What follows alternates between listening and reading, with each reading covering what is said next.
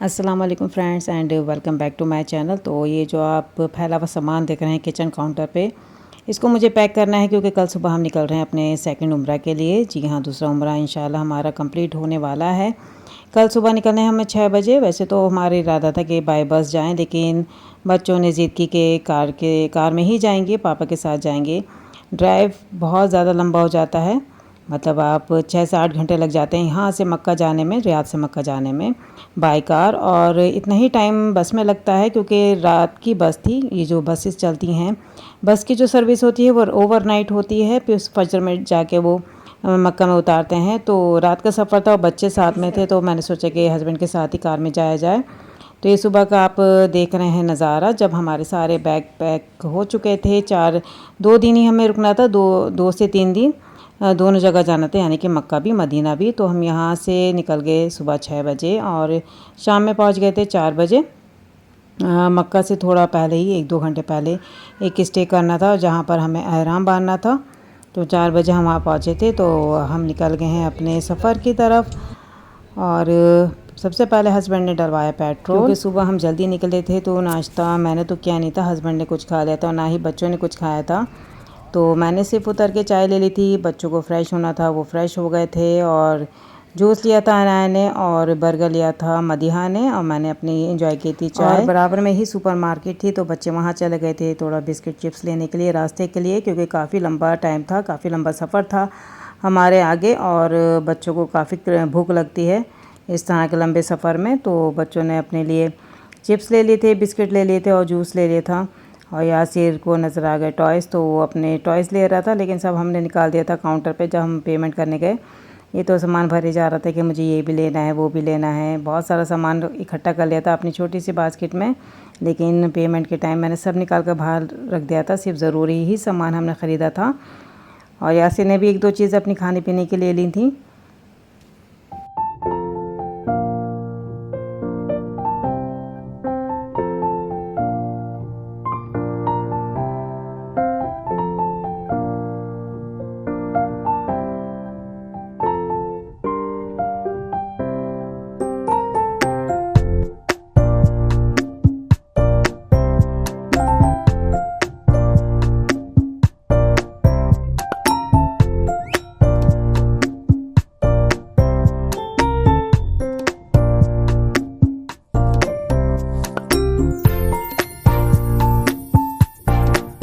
तो वहाँ पर मस्जिद में मैंने भी नमाज़ पढ़ी थी, हस्बैंड ने भी नमाज़ पढ़ी थी।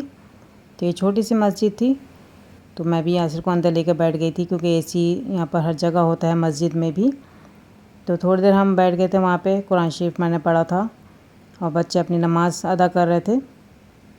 और उसके बाद टाइम हो गया था लंच का। तो बराबर में ही एक होटल था पाकिस्तानी, वहीं पर हमने खाना खाया था। तो मंगाई थी हमने मटन हांडी और साथ में तंदूरी रोटी।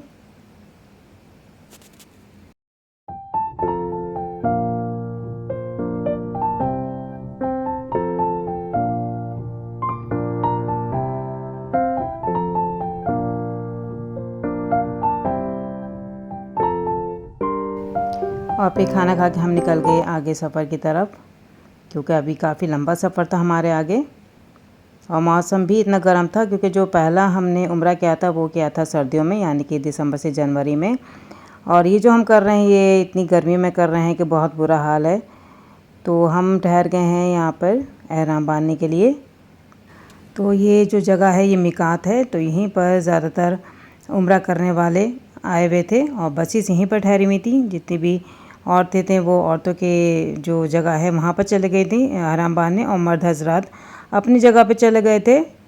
तो मुझे तो काफ़ी टाइम लग गया ढूंढने में कि मिकात में है कहाँ एहराम बांधने की जगह।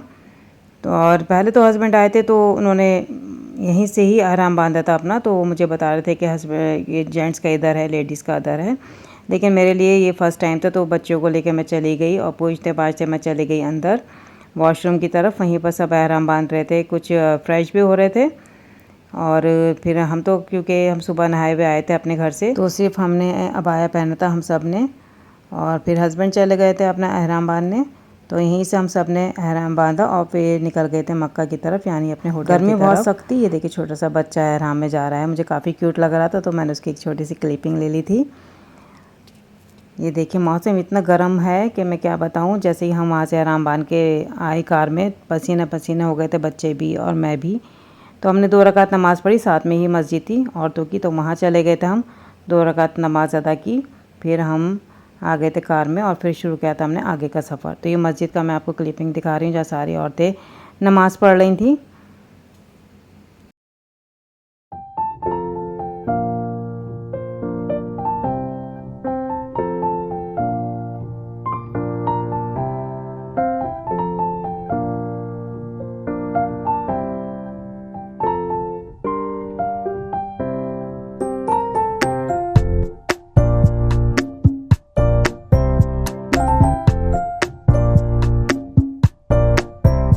तकरीबन 45 मिनट की ड्राइव करके हम पहुंच गए अपने होटल, जो हमने बुकिंग करवा ली थी। रियाद से ही बुकिंग करवाई थी इस होटल की 2 दिन की। यह है गज़ाला ब्यूटीफुल होटल, इसका नाम है। होटल की एंट्रेंस आप चेक कीजिए, इतनी शानदार कर रखी है इन्होंने कि बंदा देखते ही उसकी आंखें चौंधी आ जाएं। इतनी रोशनी, इतनी चमक, इतनी गोल्डन गोल्डन चीज़ें हैं कि ऐसा लग रहा है कि किसी शॉप में आ गए हों, ना कि किसी होटल में।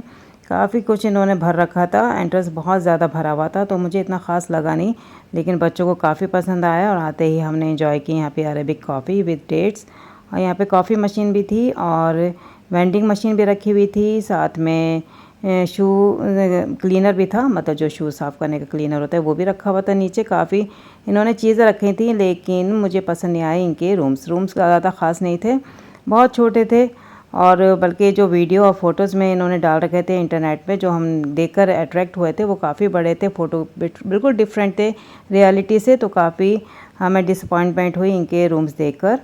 तो एंट्रेंस तो काफ़ी अच्छा लगा बच्चों को, लॉबी भी एरिया काफ़ी अच्छा था, लेकिन जब हम रूम में गए तो इतनी ज़्यादा ख़ास खुशी नहीं हुई। तो भैया मैं आपको ऊपर जाके रूम्स की विज़िट कराती हूँ कि कौन सा हमें रूम मिला था। हमने 2 लिए थे, एक बच्चों का लिया था, एक अपना लिया था। तो हमारे वाले में तो डबल बेड था और जो बच्चों का था उनमें सिंगल बेड थे 3। तो यहाँ पर मैं एंट्रेंस दिखा रही हूँ अपनी रूम की। तो रूम्स की हालत कुछ इस तरह है कि खोलते ही सबसे पहले आता है छोटा सा किचन, उसके बाद बाथरूम, वो भी ज़्यादा ख़ास नहीं लगा।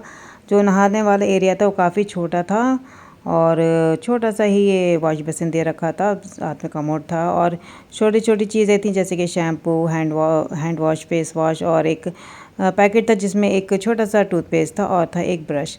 तो ये सेट दे रखा था और एक चप्पलों का सेट था। और ये रूम्स हैं, इसमें 3 बेड डले हुए हैं। तो पहले तो हमें इन्होंने 4 बेड का दिखाया था, लेकिन फिर हमने इनको बोला कि हमने तो 3 बेड का मांगा था, मतलब 3 सिंगल बेड का, तो फिर उन्होंने चेंज करके 3 बेड का दे दिया। और एक छोटी सी फ्रिज भी रखी थी, साथ में ड्रेसिंग टेबल है, अलमारी है और साथ में एक इन्होंने आयरन भी दी थी। दूसरा रूम भी इसी तरह का है, पहले छोटा सा एरिया दे रखा है चाय पानी पीने के लिए, यानी कि किचन है और साथ ही में बाथरूम है। बाथरूम काफ़ी छोटा है और बेडरूम है।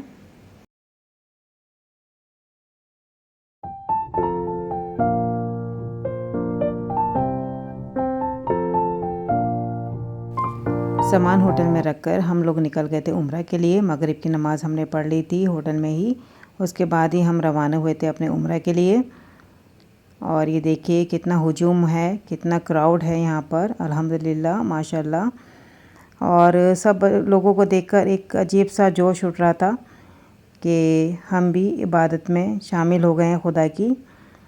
और दिल से इतनी दुआएं निकल रही थी मेरे, जबकि 10 से 15 मिनट लगते हैं काबा शरीफ तक जाने में, मतलब एंट्री जहाँ पर टैक्सी रुकती है वहाँ से लेकर और काबा शरीफ तक जाने में तकरीबन 15 से 20 मिनट लग जाते हैं बाय वॉक।